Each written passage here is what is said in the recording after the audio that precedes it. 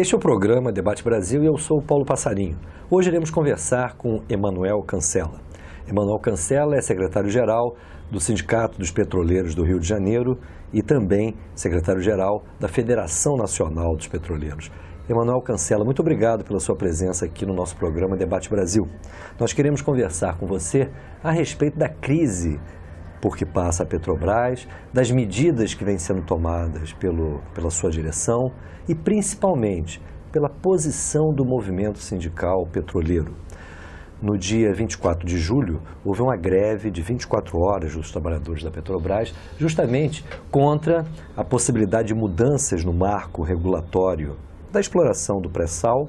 Há intenções de se retirar a Petrobras desse papel de operadora única desses campos, bem como um protesto contra a chamada política de desinvestimentos da empresa. Por que isso? Bom, em primeiro lugar, eu queria deixar claro, primeiro agradecer ao Debate Brasil, ao jornalista Paulo Passarinho e aos companheiros aqui da técnica. Pode dizer que existe uma crise global, né? E o Brasil está inserido nessa crise. A Europa está em crise, os Estados Unidos têm problemas sérios, inclusive de petróleo, que depois a gente retorna. E na indústria do petróleo a crise é mais profunda, porque nós tínhamos o que eles chamam de commodity, que chegou a custar $140 e caiu, chegou a 40 e agora está um pouco mais de 50, né? O preço do barril do petróleo. O preço do barril do petróleo no mercado internacional. E esse petróleo financia o Brasil, né? O Brasil, 80% das principais obras são financiadas pela Petrobras. Então nós temos uma crise, temos que buscar uma saída. Tem que ter um ajuste fiscal, que a gente não concorda que seja nas costas do trabalhador, mas alguma coisa tem que mudar. É um orçamento de uma família, de um pai que recebia 140 e passou a receber 40, 50. Então ele tem que mudar o orçamento familiar, como o governo tem que mudar o orçamento do país. Agora, como vai ser mudado, a gente quer interferir. Nós, que eu digo, os trabalhadores, principalmente os petroleiros, que têm um papel muito importante na conjuntura política desse país, nós queremos interferir como é que vai se dar esse acerto de contas. Por isso nós fizemos uma greve no dia 24, que foi uma greve de advertência, para dizer para a presidente Dilma e para o presidente da Petrobras que a gente, por exemplo, não aceita a venda de ativos da Petrobras, né? Que a gente quer a continuidade das obras dentro do sistema Petrobras e também a continuidade nas obras do Brasil. Porque se a Petrobras financia 80% do PAC, nós também queremos interferir, e a nossa interferência é no sentido que essas obras hajam continuidade e que não haja demissão de trabalhadores. Essa é a nossa luta.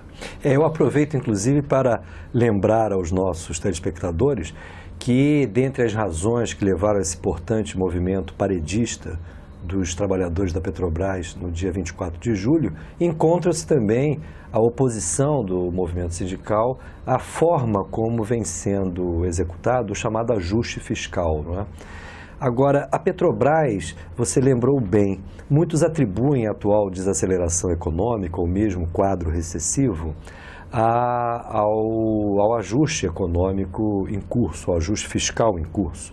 Mas muitos lembram também, e a própria presidente Dilma recentemente tocou nesse assunto, que as próprias consequências da Operação Lava Jato têm trazido uma série de problemas, porque essa operação acabou por afetar a Petrobras e todo o setor do petróleo. Como é que você vê isso? O Lava Jato afeta e muito.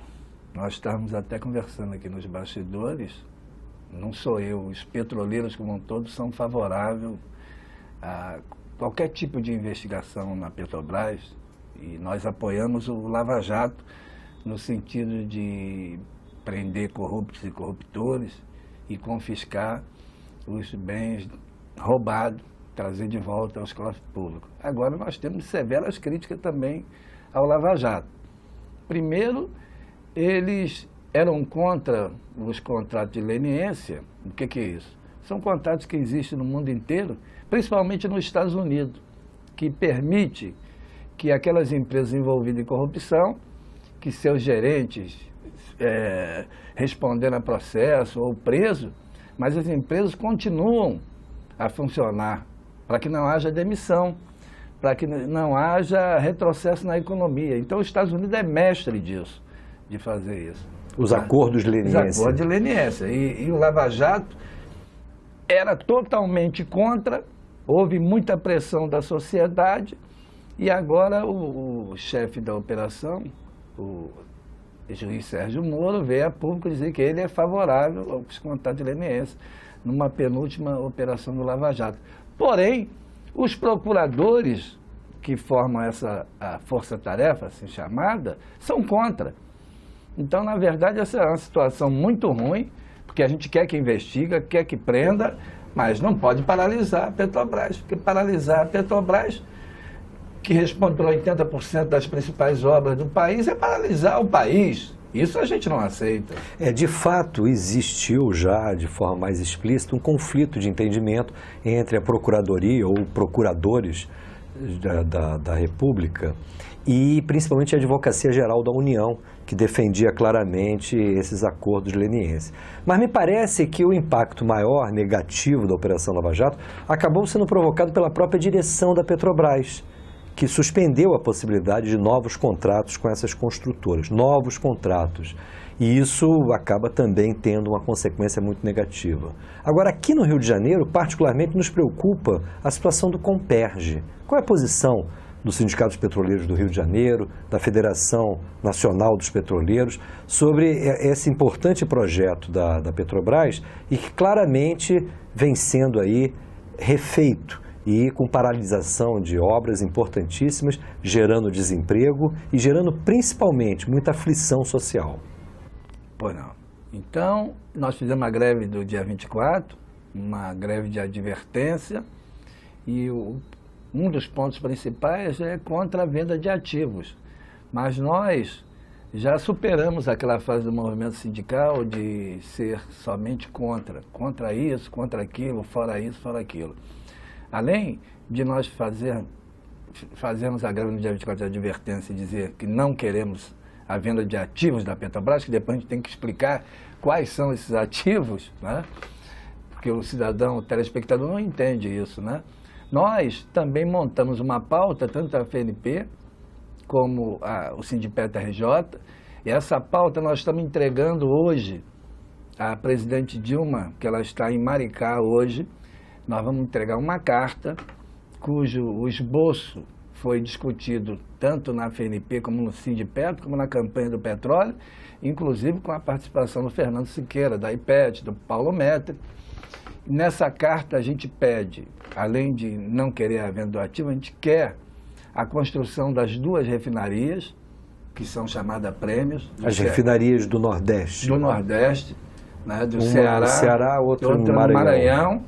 Terminar a refinaria, que ela já está funcionando, mas não está conclusa, lá de Pernambuco, Abreu Lima.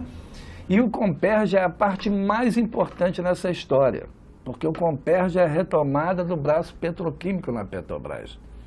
É a parte mais lucrativa da indústria do petróleo, que foi criminosamente aniquilada nos governos Collor e Fernando Henrique, e agora nós estamos retomando o Comperj, só que eles dizem que o braço petroquímico vai ficar para uma outra fase, e isso é inaceitável, né? Para um país que quer recuperar a sua economia, abrir mão do setor mais lucrativo na indústria do petróleo, vai entregar para a iniciativa privada, que vai continuar fazendo isso.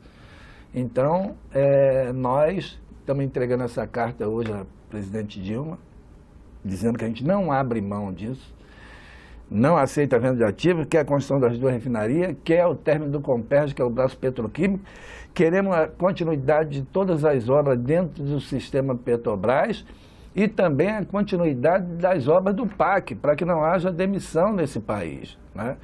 A Petrobras, como você muito bem falou, reduziu em 37% seus investimentos, mas nós temos claro que diminuir, isso não é um arrasa-quarteirão, porque grande parte dos investimentos monstruosos que estavam previstos na Petrobras era voltado para a área de produção de petróleo, voltado para a exportação. Isso nós somos totalmente contra, porque a reserva de petróleo não se renovam e a gente tem que tratá-las como estratégica. Então, essa reduzir na área de produção, nós não vemos nenhum problema, mas tem que construir as 2 refinarias, tem que construir o Comperj, tem que continuar as obras dentro do sistema Petrobras, cujo presidente da Transpetro, reunido conosco há uns 15 dias, disse que não existe dentro da companhia proposta de parar a construção dos navios da Petrobras, de continuar a construção das plataformas. Isso não existe. Segundo eles, isso é uma denúncia gravíssima, que existe um movimento, uma coisa que a gente já sabia, agora nós estamos ouvindo da Petrobras, um movimento forte dos chamados armadores, que são os donos dos estaleiros, que constroem navio e plataforma,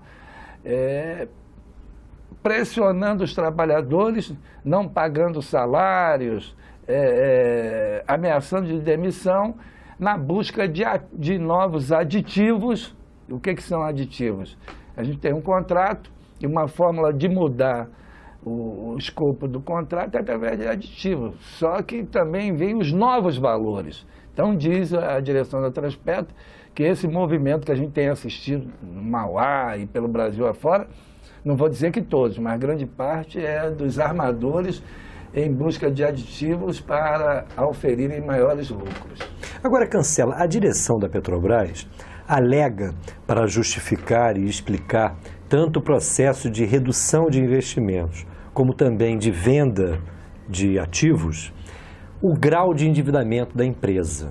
A empresa teria se endividado muito e, por conta disso, e inclusive como consequência do mercado internacional do petróleo, que você bem abordou, haveria necessidade nesse momento tanto de se reduzir as estimativas de novos investimentos, como principalmente gerar caixa. E gerar caixa nós sabemos que, em geral, isso se traduz na venda, na verdade, de ativos, de parte de empresas hoje controladas pela Petrobras. Nesse sentido, a direção da empresa abriu estudos para a venda parcial ou a obtenção de um sócio forte, por exemplo, para a BR Distribuidora, bem como há planos semelhantes para a Gaspetro e para a Transpetro, que você citou. Transpetro é a área justamente de transporte da Petrobras e o Gaspetro é importante porque ela controla justamente a malha de gasodutos. Por que vocês são contrários a essas medidas? Totalmente contrários, né? Porque esses são os ativos que o mundo em crise está em busca, né? O mundo está em crise, mas existem países tipo a China, que tem uma poupança fenomenal, né? E esse dinheiro, além dos países, tem os banqueiros internacionais que estão de olho, né? Porque existe crise no mundo, mas para os bancos não existe crise. Os bancos brasileiros estão batendo recorde de lucratividade e os bancos no mundo não são diferentes. E esses banqueiros estão de olho, né? Imagine a frota nacional dos petroleiros que ficou arrasada quando o Fernando Henrique acabou com o monopólio da cabotagem, acabou com a frota tanto do Lloyd como da Petrobras, ficaram arrasados. E hoje nós já temos de volta, os brasileiros têm que saber disso, 49 navios, top de linha, navios de 2 cascos, com a última tecnologia, navios que foram construídos com dinheiro público, com dinheiro dos brasileiros, né? E essa semana mesmo está sendo entregue mais um navio, incorporando mais um navio, e parece que tem mais uns 2. Você imaginar compor essa frota, e agora que nós temos o pré-sal, que já está produzindo hoje 800 mil barris, aí a gente tem que dizer para o telespectador que 800 mil barris de petróleo, sozinho o pré-sal, é o suficiente para abastecer países como Uruguai, Paraguai, Peru e Bolívia, para dar uma ideia de grandeza. Então imagine o quanto que a gente vai precisar desse navio para estar levando esse petróleo, tanto a nível da cabotagem nacional brasileira, como a nível internacional, né? aí nós vamos vender para um banqueiro e depois nós vamos fretar esse navio. Isso é inaceitável. E a mesma questão é os dutos da Petrobras. A sociedade não sabe, mas a Petrobras, nesses 62 anos de existência, ela interligou todo o Brasil, é interligado através dos dutos. Você imaginar que agora mesmo estamos terminando um duto que vem da Bacia de Santos até Cabiúnas, no norte fluminense, que vai se juntar ao gasoduto Brasil-Bolívia, que vem da Bolívia para cá. Ou seja, nós vamos ampliar a nossa área de gás, porque já tem um excedente de gás lá no pré-sal. Então, tudo isso está montado, né, para a gente dar aqueles negócios com valor agregado. Né? Imaginar a gente agora, porque o gás natural, ele só está presente praticamente no sul e no sudeste. Né? Agora nós vamos levar esse gás para o centro-oeste. Essa malha de gasoduto ajuda nessa distribuição. Essa malha é fundamental, que foi feita silenciosamente, que corta o Brasil de norte a sul, de leste a oeste, né? Que vai levar esse gás para essa região, vai desenvolver mais essas regiões aí mais pobres que não têm acesso a esse tipo de tecnologia. Você imaginar que numa hora dessa, aí você vai vender participação na BR, né? O que é a participação na BR? É a venda do bilhete premiado. Então, nós estamos entregando hoje o documento à presidente Dilma para dizer que a gente reconhece o sacrifício. A presidente Dilma, isso reconhecido pelos próprios partidos opositores do PT, da Dilma, reconhece que a ampla maioria da categoria ainda é simpática ao PT, a Dilma, né? Então, o que a gente entende? Que ela deveria aproveitar essa sinergia, né? Nós estamos dizendo que existe uma dificuldade financeira, que há necessidade de um ajuste fiscal, mas nós não aceitamos que venda ativos da Petrobras. Nós não aceitamos demissão de trabalhadores primeirizados e terceirizados. Então, tem que buscar outras fontes de financiamento, né? E não pode. A Petrobras responde por 17% do PIB, algo em torno disso. Hoje, se fizer essas duas refinarias, o Comperj, né, quanto de input vai ter no nosso PIB com isso? Agora, imaginar que nós vamos entregar isso em mãos privadas, a banqueiros internacionais, isso é inaceitável, porque nós já vimos esse filme. O presidente Dilma tem que entender que nós, no governo Fernando Henrique, vendemos 40% das ações da Petrobras em Nova York com os preços rebaixados. E agora, nessa mesma situação, nós vamos vender os ativos da Petrobras? Cancela, eu vou te interromper agora, porque nós temos que ter um breve intervalo. Mas no próximo bloco, eu quero que você fale um pouco justamente sobre essa visão alternativa que vocês oferecem aí como proposta através de carta à presidente Dilma. Dentro de instantes, estaremos de volta com essa edição do nosso programa Debate Brasil.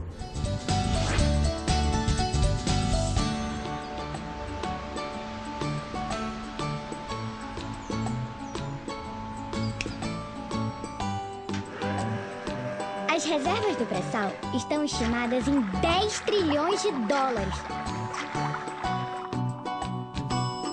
Quantia suficiente para erradicar todas as mazelas do nosso país.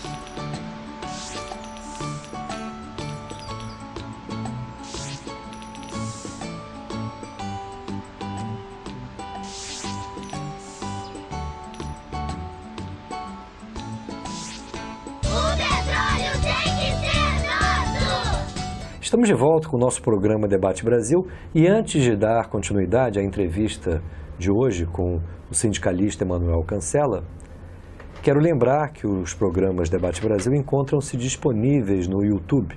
É só você digitar Programa Debate Brasil, você terá a oportunidade de assistir não somente essa entrevista com Emanuel Cancela, mas principalmente o conjunto de programas que temos produzido nesses últimos tempos. Cancela, conforme eu lembrei no final do último bloco, queria que você agora conversasse um pouco com os nossos telespectadores a respeito dessa visão alternativa para enfrentar o atual momento da Petrobras e que vocês fizeram, inclusive, em relação a isso, uma carta que será entregue hoje, inclusive, à presidente Dilma Rousseff. Qual o conteúdo dessas propostas? Bom, a carta, nós tivemos uma preocupação muito grande em contemplar os mais diversos grupos políticos que compõem a nossa federação e o nosso sindicato. Nós temos feito sucessivos debates, então a gente tem claro que, por exemplo, tem companheiros que acham que a gente, e nós também achamos, que a gente não pode abandonar a lei dos movimentos sociais.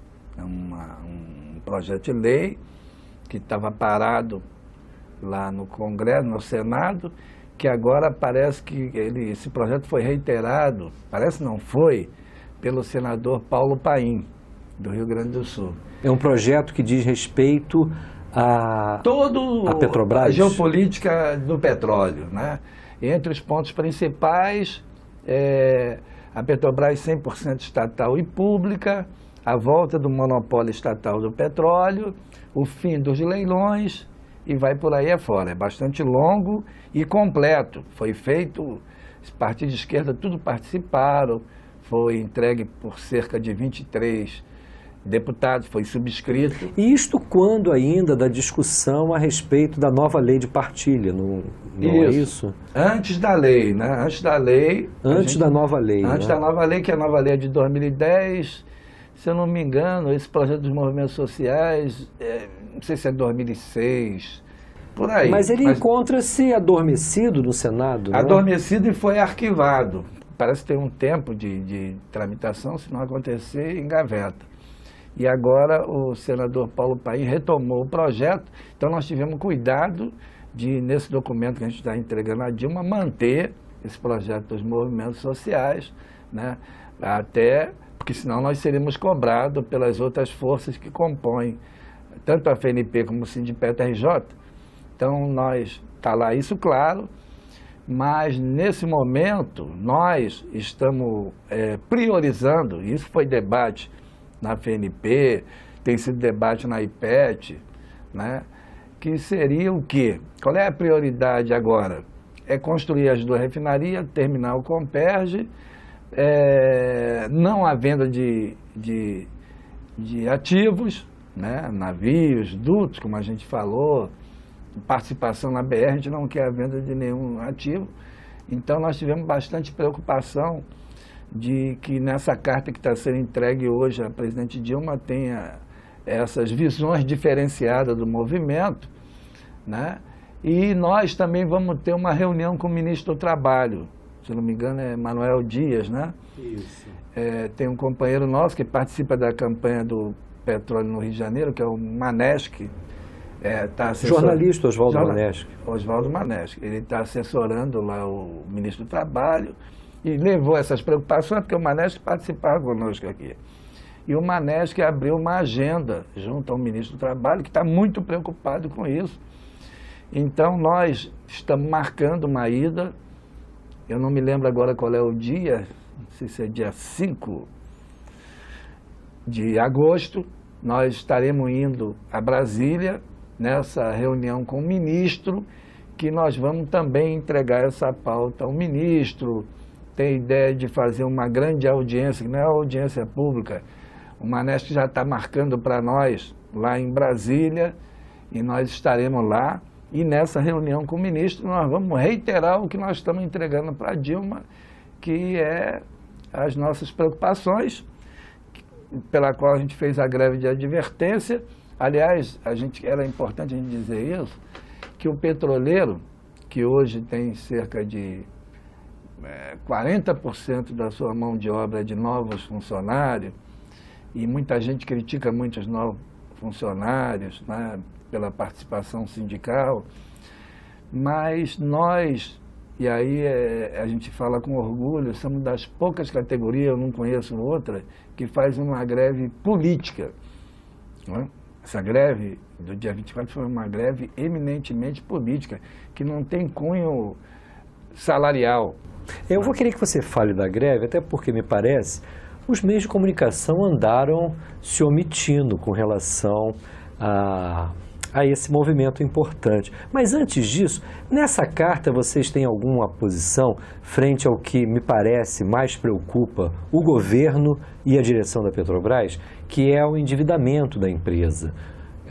Tanto o governo como a direção da empresa consideram esse endividamento hoje muito elevado. Vocês chegam a abordar essa questão porque é isso que leva o governo a ter essa posição tanto de redução dos investimentos previstos para os próximos anos, como também a chamada venda de ativos. Você já se colocou claramente contrário à venda de ativos, mas é objeto de preocupação ou não essa questão do endividamento atual da empresa? Olha, a gente se preocupa com isso, a gente reconhece, porque a Petrobras é uma empresa de sociedade anônima, ela tem que dar uma resposta aos acionistas, a gente não pode negligenciar isso. Petrobras depende do mercado, depende daquelas agências de avaliação que agora mantiveram o grau dela de investimento. Então, quando a gente fala no grau de endividamento, tem a ver com isso, a gente não pode negligenciar isso, né? Então, a Petrobras, a direção da companhia tem que ter essa preocupação, porque a Petrobras é uma multinacional, se relaciona com o mundo, né? Então, por exemplo, 40% das ações estão em Nova York, né? O acionista de lá, ele tem preocupação com o seu dinheiro e a gente tem que responder às preocupações dessas pessoas que investiram na Petrobras. Aliás, a Petrobras fez a maior capitalização em 2010 em Nova York, maior do planeta, da história, e agora, em 2015, novamente vendeu, em 2010 foram 70 bilhões de dólares, a maior do planeta, e agora, em 2015, ela vendeu 2 bilhões e meio de dólares, assim, de forma relâmpago, um papel... Captou, na verdade. Né? Captou papéis para serem resgatados em 100 anos. Agora... O que mostra a vitalidade da empresa e então, a capacidade da empresa em captar recursos no mercado internacional. Isso tem a ver com o grau de endividamento. Então a gente não pode ser alheio a isso. Porque senão daqui a pouco ninguém vai querer o papel da Petrobras. Mas até agora, ao que parece, não é isso que está, vamos dizer, sobressaindo no comportamento do mercado, não é? Houve uma confiança na empresa. O Brasil, por exemplo, faz parte dos BRICS, né? Que inaugurou seu banco agora recentemente e abriu o banco com 100 bilhões de dólares. O novo Banco de Desenvolvimento. Banco. Então, é uma das formas da presidente Dilma buscar uma ajuda, né? A gente tem outras alternativas, porque nós estamos numa crise, né? Por que não agora a presidente Dilma baixar o imposto sobre as grandes fortunas, né? Então, eu acho que deveria fazer isso, né? Acho que deveria manter os projetos sociais, como Minha Casa Minha Vida, que os governadores estão cobrando, na reunião que teve ontem, se não me engano, eles estão cobrando a continuidade da Minha Casa Minha Vida. Então, a Dilma poderia taxar as grandes fortunas, poderia, aproveitando essa onda de combate à corrupção, que é muito importante, seja ela dentro da Petrobras ou aonde for, corrupto tem que ir para a cadeia e os corruptores, isso está acontecendo. Mas tinha que pegar também aqueles escândalos. Eu vi uma matéria na Carta Capital que no Zelote, só o Zelote envolve valores roubados, né, de corrupção 4 vezes maior do que o chamado Petrolão. Fora os créditos tributários que estão, na verdade, em suspenso, aguardando o julgamento nesse Conselho Administrativo da Receita Federal, que recentemente foi objeto de denúncias também por parte de operações do Ministério Público, da Polícia Federal, e que evidenciam que, na verdade, há dinheiro, né? Se não me engano, só em crédito tributário passíveis de serem ressarcidos aos cofres públicos, soma-se a quantia de 540 bilhões de reais. É muito dinheiro, né? Petrobras está recebendo agora 69 milhões ressarcidos de dinheiro roubado, né? Então, para mostrar o quão grande é esse Zelote que está praticamente engavetado, né? E tem o Swiss Like também, aquelas contas na Suíça para lavagem de dinheiro, né? Que inclusive envolve as empresas de comunicação, né? E ninguém está falando nada, né? Tem, enfim, tem uma série de... O comportamento da mídia, de fato, ele é bastante, vamos dizer assim, parcial. E um exemplo disso, eu queria que você abordasse para os nossos telespectadores, é a cobertura que foi dada ao próprio movimento do dia 24 de julho. Aparentemente não ocorreu nada dentro da Petrobras. E, no entanto, houve um movimento muito importante, essa paralisação das 24 horas. Eu queria que você contasse aqui para os nossos telespectadores o que ocorreu no dia 24 e, principalmente, a sua avaliação sobre a cobertura jornalística desse movimento. A cobertura jornalística praticamente não existiu, né? A gente tinha uma preocupação, porque é uma greve de advertência, né? Os sindicatos fizeram um chamado, tipo, na Reduc, o pessoal recomendou que o pessoal ficasse em casa. Reduc é a refinaria Duque de Caxias. Duque de Caxias, uma das mais importantes do país, né? Então pediu, fica em casa, e a maioria ficou em casa, a refinaria ficou entregue às baratas, né? Então, os trabalhadores atenderam ao chamado do sindicato. A paralisação foi na área quase total na área Reduc. Operacional. Na Reduc foi muito forte, assim como na Replan. Mas as refinarias elas não devem manter, por exemplo, elas não podem parar totalmente, não é isso? Não houve parada de produção. Essa greve foi eminentemente de advertência. Não houve parada de produção, porque assim nós não queríamos as direções sindicais. Agora, se houver, que a gente espera, não haja venda de ativos, foi aprovado no nosso Congresso uma greve de ocupação com parada de produção, né? Então, isso é uma questão séria, né? E a FUP, ela também não aprovou coisa diferente. A FUP, explicando aos nossos telespectadores, é a outra federação que representa também os petroleiros, além da Federação 12 sindicatos Nacional. 12 sindicatos da área de petróleo, e nós representamos 5 sindicatos. Então, na área operacional, a greve respondeu a contento. A gente espera que a gente não... a presidente Dilma vai dar um tiro no pé, porque, diferentemente de Fernando Henrique Cardoso, que quando ele quis privatizar a Petrobras, ele tinha praticamente toda a categoria contra ele. A presidente Dilma não tem a categoria petroleira contra ela. Não tem. É isso que alguém, se ela não entendeu, alguém tem que dizer para ela, que a categoria petroleira, majoritariamente, né, ela é simpática ao governo Dilma. Agora, se ela vender os ativos, eu creio, Passanei, é uma situação que eu já vivi no passado. A categoria faz greve até contra as direções sindicais. O petroleiro já teve greve contra a orientação das direções. Então, tanto a FUP como a FNP vem discutindo muito isso com a categoria, né? E meteu na cabeça da categoria que não tem que ter venda de ativos de jeito nenhum.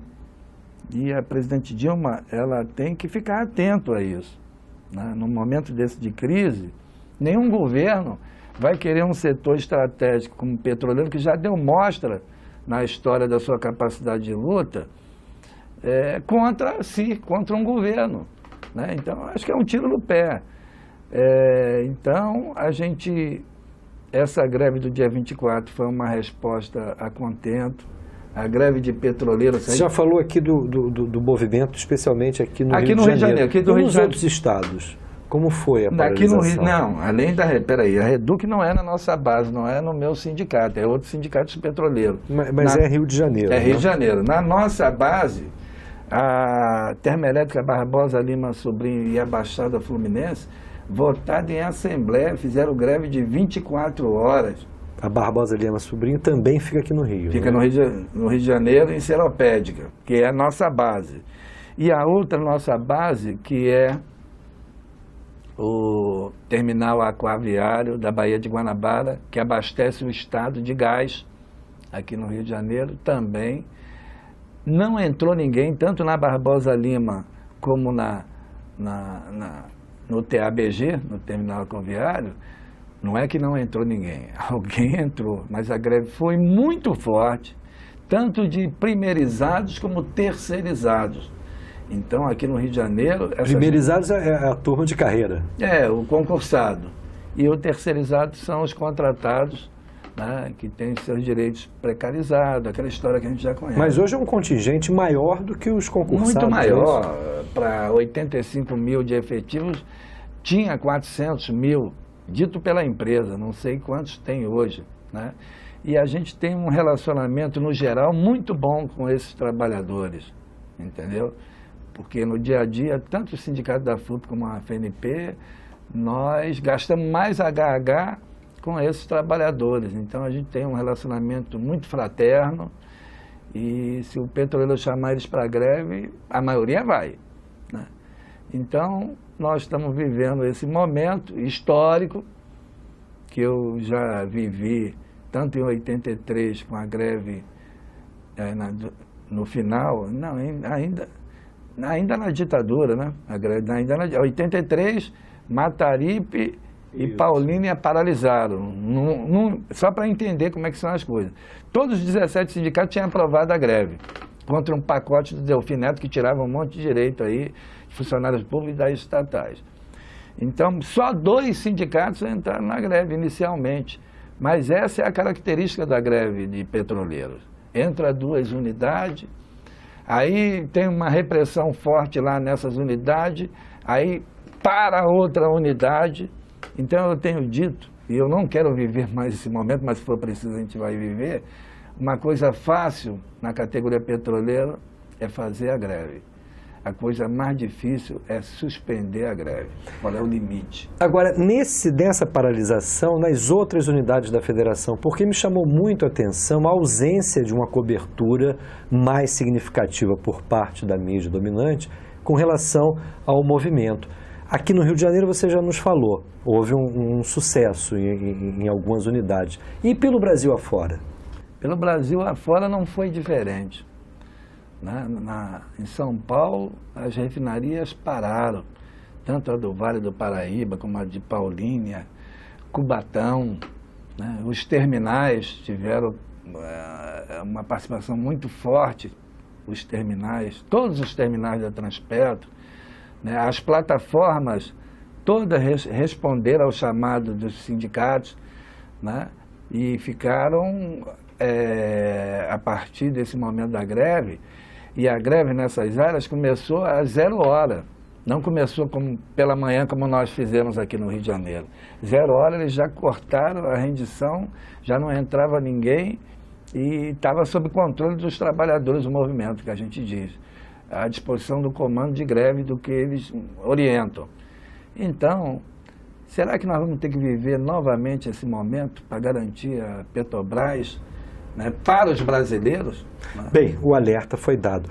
Emanuel Cancela, nós seremos obrigados a fazer um novo intervalo, mas dentro de instantes a gente volta aqui com essa entrevista e você continuará justamente a conversar conosco, com os nossos telespectadores. Dentro de instantes estaremos de volta.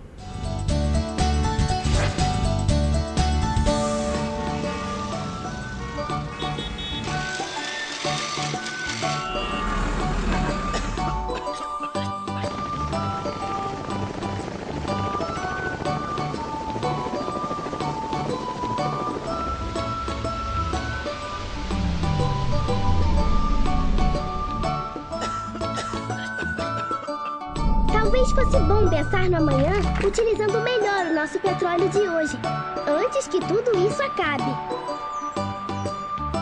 O petróleo tem que ser nosso!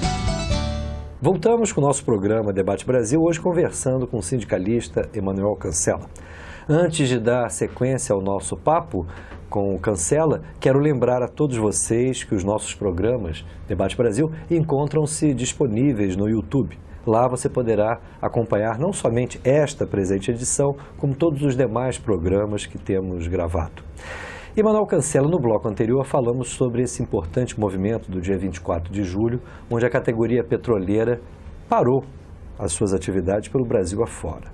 E vimos que a mídia dominante foi extremamente omissa em relação à cobertura desse importante movimento. Como enfrentar a seletividade com que os meios de comunicação tratam os assuntos que dizem respeito aos trabalhadores? Bom, só para o telespectador ter ideia, a Petrobras esse ano ganhou o que a gente chama de o Nobel da indústria do petróleo pela terceira vez, e a Petrobras teve que pagar no Globo, eu me lembro, 2 páginas do Globo para colocar a notícia, matéria paga. Então ninguém divulgou. E outros êxitos da Petrobras, né, como a questão de ter passado a ser a primeira produtora de óleo no mundo, passando a ExxonMobil, bateu recorde de refino, isso tudo durante o Lava Jato. E nada disso é colocado, né?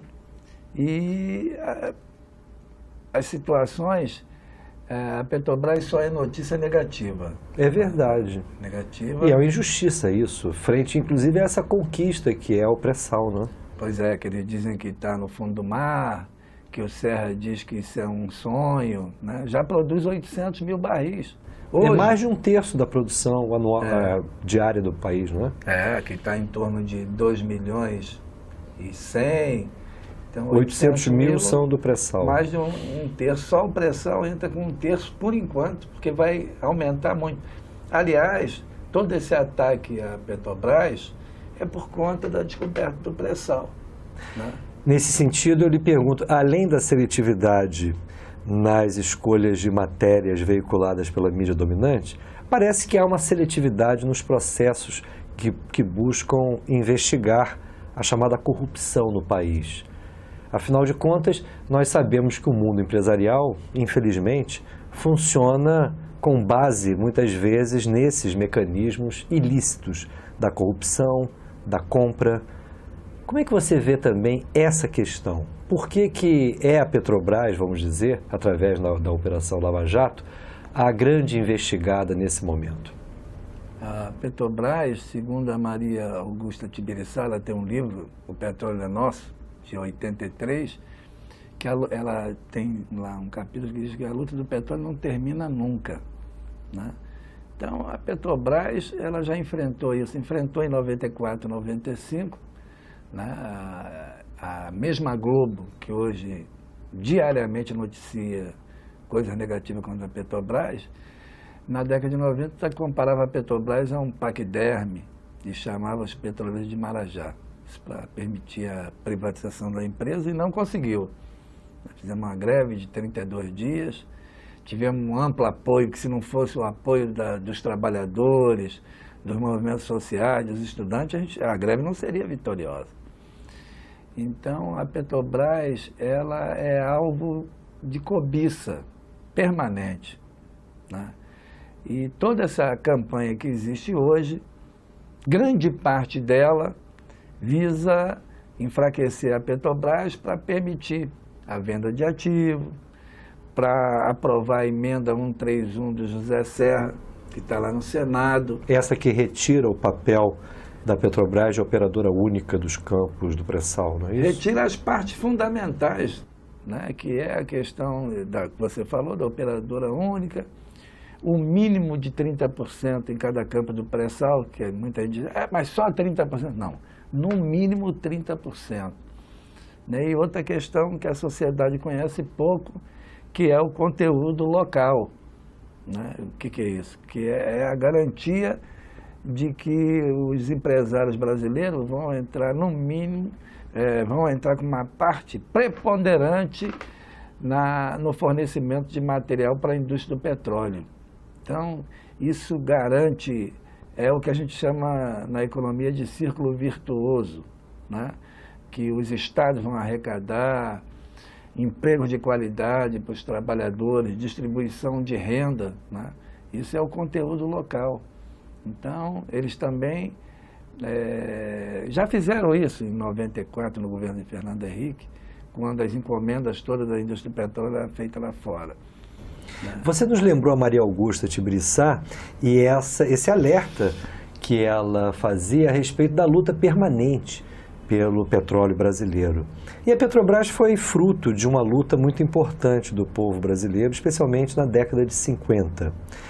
Infelizmente, nós não observamos hoje, especialmente nas gerações mais jovens, um amor e principalmente o conhecimento da importância estratégica de uma empresa como a Petrobras para um país como o Brasil, um país que encontra-se na periferia do capitalismo central e que tem todas as condições de se firmar como uma nação independente. Mas, infelizmente, nós sabemos que há poderosos interesses que trabalham contra isso. Como é que você abordaria a necessidade de nós empolgarmos a juventude, o povo brasileiro, pela luta em defesa da Petrobras? Olha só, Passarinho, você sabe que eu sou um militante já há várias décadas e a recente história tem mostrado o seguinte: os movimentos sociais, os movimentos estudantis, os partidos políticos de esquerda, todos eles, têm consciência da importância da Petrobras para o Brasil. Essa parte organizada da sociedade está disposta a ir à luta para defender a Petrobras. Agora, infelizmente, a maioria da população, ela é indiferente, tem um pouco de indiferença por conta da desinformação da mídia, né? Mas nós acreditamos, e aí nós temos que aproveitar programas como esse, para mostrar para o cidadão comum o que é a Petrobras. Por exemplo, a diferença da Petrobras é que Maria Augusta Tibiriçá, que foi uma das coordenadoras da campanha do petróleo, ela nunca trabalhou na Petrobras. E nem a Petrobras existia. Então, você imaginar que milhares de pessoas se organizaram no Brasil todo. Foram às ruas, né? Foram às ruas, foram perseguidas, foram presas. Houve conflito com a polícia, né? A polícia, em torno de um sonho. Pessoas assassinadas. Assassinadas. Monteiro Lobato, o empresário, foi parar na cadeia, né? Então, você imaginar que todo esse movimento, que é chamado o maior movimento cívico do país, que foi o Petróleo é Nosso, essas pessoas nunca trabalharam na Petrobras e também a Petrobras não existia, né? Porque hoje os críticos da Petrobras dizem: o Emanuel está falando porque ele é petroleiro. Aí a gente tinha que desmistificar isso para os brasileiros, dizer: petróleo é nosso, ninguém trabalhou na Petrobras. Petrobras tem 62 anos, abastecendo ininterruptamente o país de derivados de petróleo e também do querosene de aviação, que recebeu um boom nas últimas décadas. Os postos de gasolina no Brasil, nas regiões mais longínquas, né, é a Petrobras que vai para lá, porque esses postos de bandeira que a gente vê nos grandes centros, no sul, sudeste, centro-oeste, nos grandes centros, de multinacionais, muitas das vezes. Multinacionais, você não vai ver lá nos rincões do país. Nos rincões do país. A Petrobras está lá. Então, a Petrobras, há 62 anos, garante isso. Além disso, financia, com os impostos que paga, 80% do PAC. E aí, o telespectador tem que saber... O PAC são as obras do Programa de Aceleração do Crescimento. As grandes obras do país. E o Brasil, só para a gente ter uma ideia de grandeza, que só se fala mal do Brasil, o Brasil é o segundo parque de obras do planeta. O segundo, só perde para a China. Então aqui nós estamos construindo grandes hidrelétricas, grandes parques eólicos. Ontem eu estava vendo que bateu recorde. O Brasil é o país que mais investe em energia eólica. Isso é dinheiro do PAC, é dinheiro da Petrobras. Então, a Petrobras tem 85 mil empregados próprios, cerca de 400 mil terceirizados. Informação da companhia mesmo. Agora, quantos outros milhares de trabalhadores que dependem do financiamento que a Petrobras dá aos 80% das obras que acontecem nesse país, né?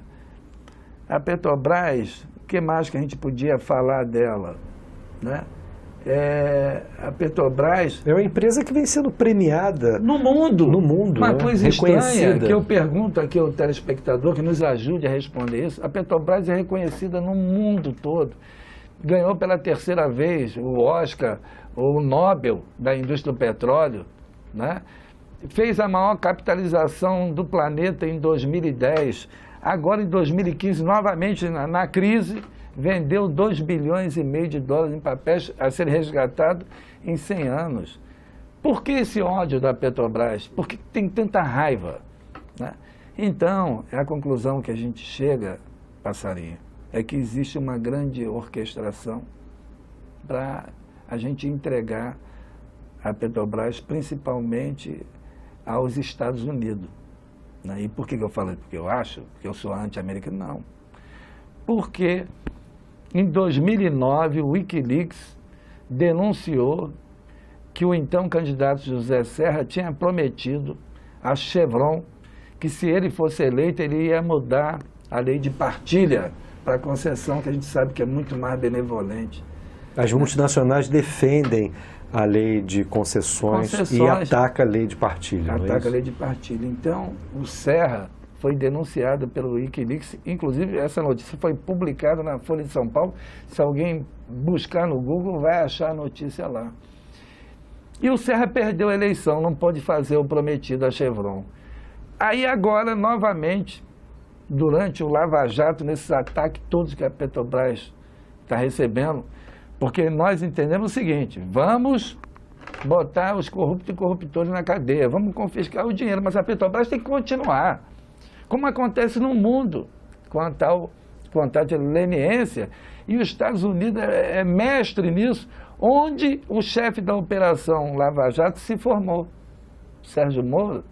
Ele tem grande parte da formação dele de juiz federal, foi nos Estados Unidos. Ele é sabedor disso, da lei dos contratos de leniência.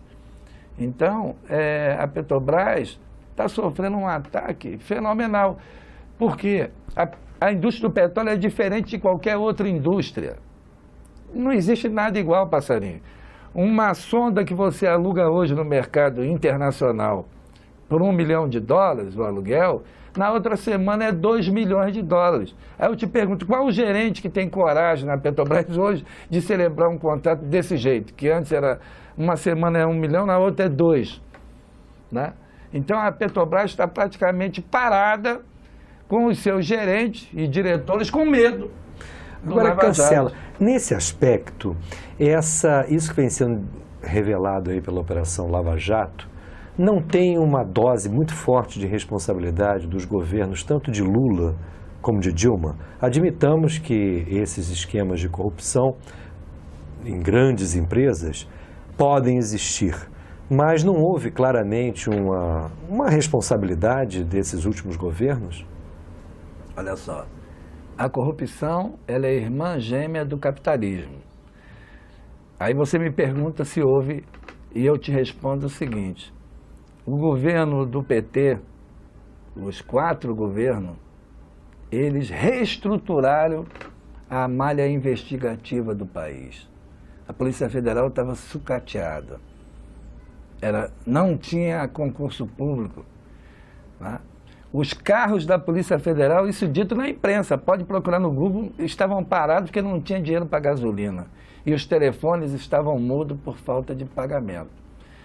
Os governos do PT reestruturaram. Hoje, o telespectador é minha testemunha.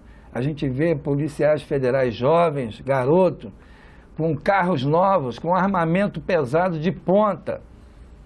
Então, E com autonomia. E com autonomia. Então, não acredito que um governo que tivesse o rabo preso, que tivesse tanta sujeira, ia preparar uma Polícia Federal para quê? Para investigar?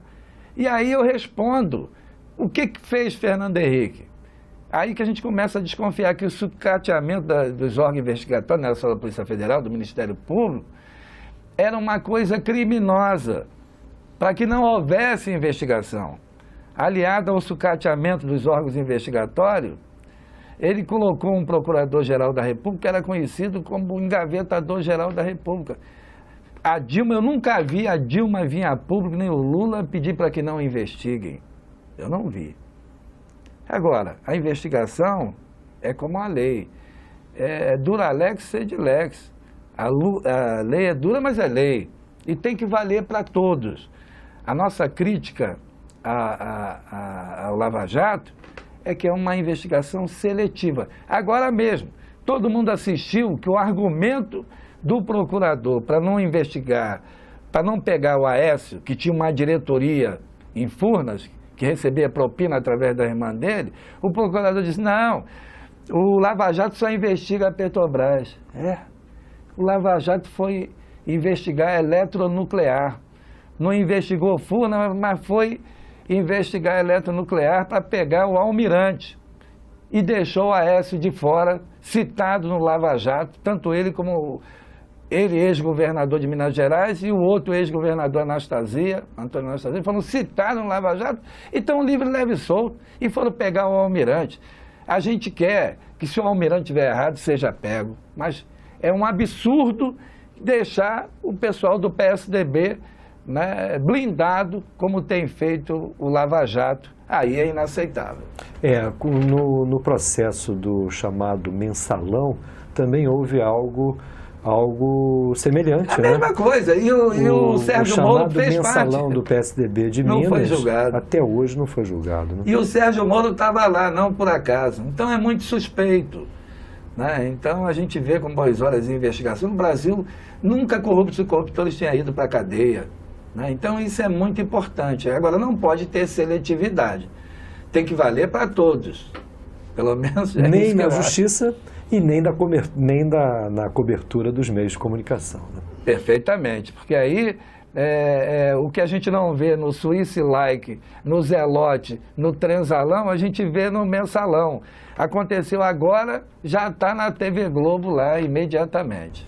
Emanuel Cancela, foi um prazer conversar com você e, principalmente, espero que os nossos telespectadores tenham aproveitado também essas verdades aqui que foram ditas pelo Emanuel Cancela.